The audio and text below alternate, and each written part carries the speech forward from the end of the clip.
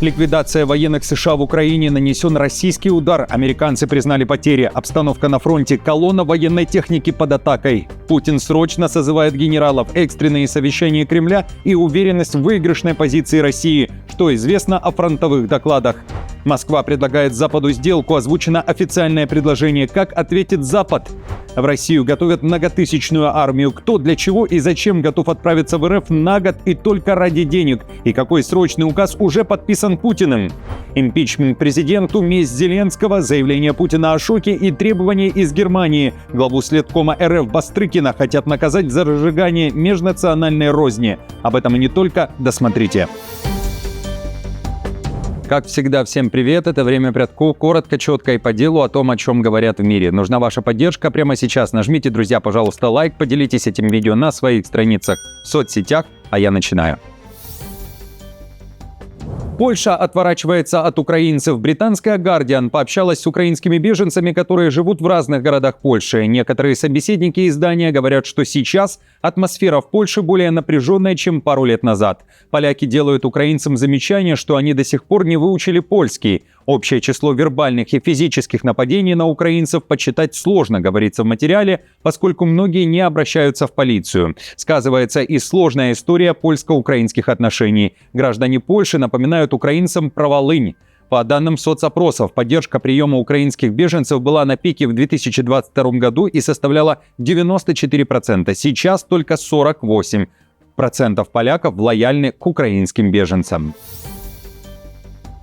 Обратной дороги нет. Лишь треть украинцев, уехавших за границу после начала большой войны, после завершения боевых действий, вернутся в Украину. Но даже эта цифра под вопросом. Прогноз озвучили в Украинском институте демографии. Надежды на возвращение хотя бы половины уехавших уже нереалистичны. Ключевую роль играет время. Чем дольше война продолжается, тем сильнее украинцы за границей встраиваются в новую жизнь, уверены в Киеве. Решающим фактором станет формат окончания войны. Полное возвращение Украины территории может стать стимулом для возвращения, а вот замороженный конфликт – худший сценарий, говорит замдиректора Института демографии Александр Гладун. Он подчеркивает, что убеждение, будто всем украинцам за границей хорошо, это миф. Многие сталкиваются с трудностями, но остаются там из-за единственного фактора – безопасности. Люди уехали от войны, и пока она продолжается, страх преобладает над желанием вернуться. В Россию готовят еще одну многотысячную армию, трудовую. Уже в следующем году в РФ могут приехать как минимум 40 тысяч трудовых мигрантов из Индии. Об этом заявил в комментарии РИА Новости спецпредставитель Путина Титов. Таким образом, Москве удастся частично перекрыть дефицит рабочей силы в стране, уверяет Титов. По его словам, индийские работники и специалисты имеют большой опыт в развитии других стран, в частности, в строительстве Дубая. Интерес российских работодателей к индийцам заметно вырос за последние годы, уверяют в Кремле. Так, в прошлом году гражданам Индии было выдано около 36 тысяч разрешений на работу. Трудовые мигранты из Индии уже работают, к примеру, дворниками в Петербурге. Как пишет Фонтанка, их зарплата около 100 тысяч рублей. Срок работы – год. И оставаться в России они не планируют. Для Индии трудовая миграция, напомню, один из ключевых источников валютных поступлений. По итогам 2024 года объем денежных переводов в страну из-за рубежа достиг 120 миллиардов долларов. Указ подписан. Путин увеличивает армию и разрешил людям без паспорта служить в войсках России. Речь о лицах без гражданства. Их еще называют апатридами, которых лишили гражданства, либо их государство попросту распалось. Также этот статус получают те, кто сам отказался от гражданства, но не получил нового. Согласно указу, положения, ранее касавшиеся только иностранцев, теперь распространяются на лиц без гражданства. Апатриды смогут проходить военную службу по контракту, говорится в законе. Он будет заключаться между гражданином и Минобороны России, либо иным федеральным органом исполнительной власти или государственным органом, в котором предусмотрена военная служба. Однако беспаспортным новобранцам будет запрещено занимать офицерские должности. По оценке Минобороны РФ, речь может идти о примерно 4-5 тысячах человек, которые могут пополнить российскую армию. Чтобы заключить такой контракт, много документов не требуется, но в указе сказано, что кандидат в солдаты должен быть несудим. Лицо без гражданства предъявляет документ, удостоверяющий его личность.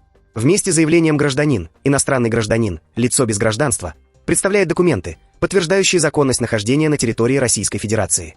Как ранее писала Deutsche Welle, ссылаясь на независимого эксперта по миграции, большинство лиц без гражданства в России – это выходцы из бывших советских республик, которые переехали в страну еще в 90-е годы. В течение некоторого времени они продолжали пользоваться советскими паспортами, а потом оказались в правовой ловушке.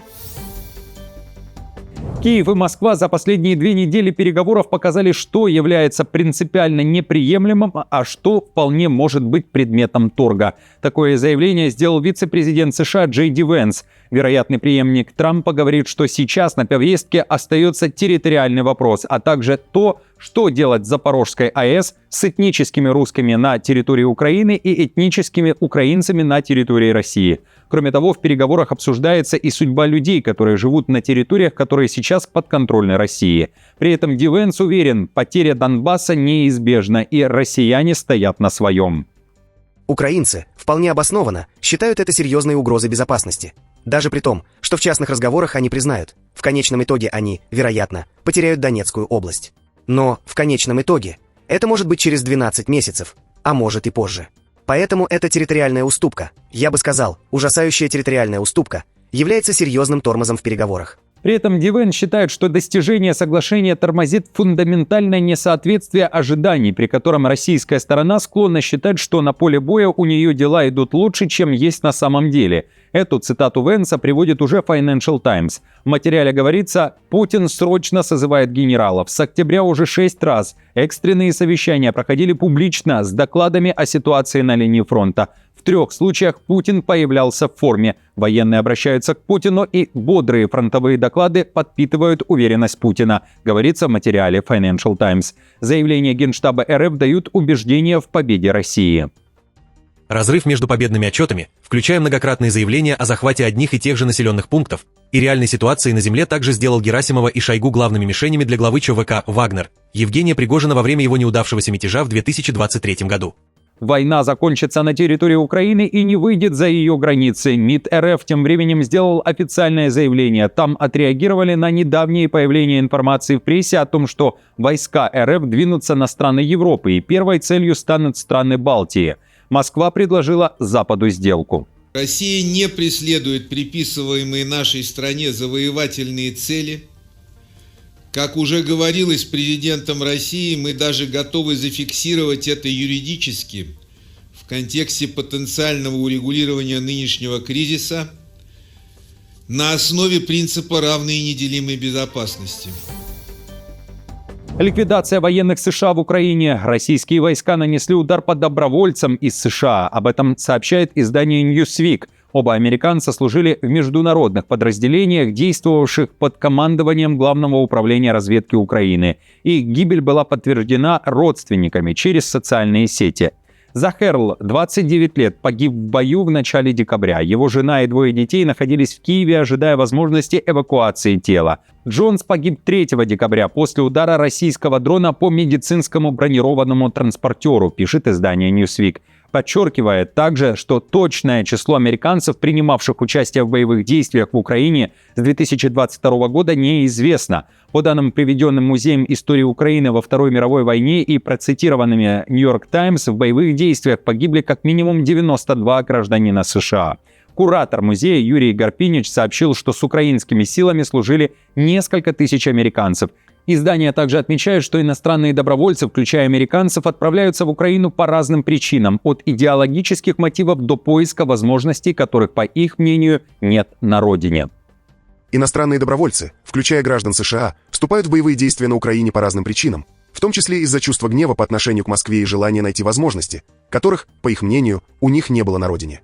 Удар по колонне военной техники – еще одна тема, которая обсуждается в РФ и Украине. Причем украинская сторона заявляет об остановке российского штурма в районе Доброполья в Донецкой области и уничтожении техники, а российская сторона заявляет об остановке контратаки ВСУ в районе Гуляйполя в Запорожской области. Каждая из сторон публикует видео подтверждения.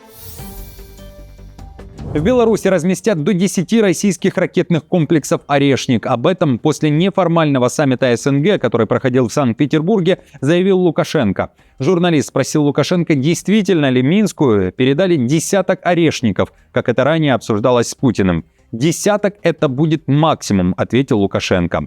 Напомню, на прошлой неделе в Минске заявили, что Орешник уже заступил на боевое дежурство в Беларуси. По словам Лукашенко, комплекс развернули там, где было выгоднее. Громкое заявление Чехии: поставка артснарядов Украине под вопросом. В начале января 2026 года Совет нацбезопасности Чехии решит дальнейшую судьбу чешской инициативы по поставке Украине боеприпасов. Об этом на пресс-конференции заявил премьер Чехии Бабиш. Данная инициатива, сказал он, безусловно, была хорошей вещью. Вопрос в том, проходил ли этот процесс без коррупции. По словам Бабиша, он на Совбезе предложит окончательную позицию. Что подразумевается под этими словами, глава правительства Чехии не уточнил. При этом Бабиш уверен, что Киев не сможет вернуть Западу кредит, который был недавно одобрен на саммите ЕС в Брюсселе. Напомню, Чехия вместе с Венгрией и Словакией отказались участвовать в выдаче кредита Украине. И совершенно очевидно, что те 377 миллиардов евро, которые получила Украина, она никогда не сможет вернуть, это логично, потому что ущерб колоссальный. И когда война закончится, очевидно, что Россия должна заплатить репарации. И для этого есть те 210 миллиардов евро, которые заморожены и которые должны быть для этого использованы. Между лидерами ЕС не было соглашения по этому вопросу. Поэтому, конечно, вопрос в том, что мы всегда поддерживали Украину. Но я не знаю, хотим ли мы, чтобы война продолжалась еще 10 лет. Какое в целом должно быть решение? Это должны решить лидеры ЕС.